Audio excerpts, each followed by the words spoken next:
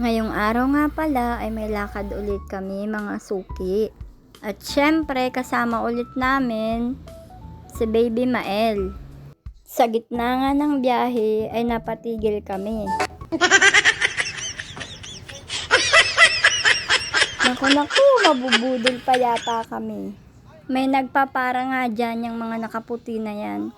Ang sabi nila may free daw na sabon.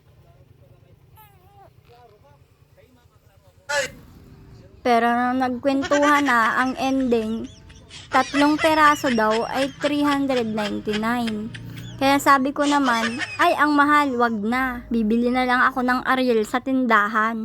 Kumukunot na nga yung noo ko dyan kasi ayaw ko nga at alam ko na ang mga diskarteng ganyan. Pagkasabi ko ng ayaw, ayan, binawi nila yung free daw na sabon. Kung iisiping mabuti, ang isang sabon ay aabutin ng 100 pesos. Ganun lang siya kalaki. Oy, wais yata to, no? Kala nyo, maiisahan nyo kami, ha? At yan, nandito na nga kami sa pupuntahan namin. At dahil kukunti naman ang tao at bawal ang mag-video, ay madali lang ako sa loob ng land bank.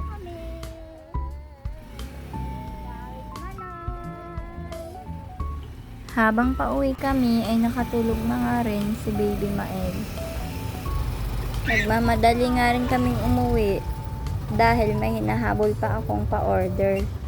Meron nga pala kaming pa-order ng 2 set ng 2K bundle at 1 set ng 3K bundle.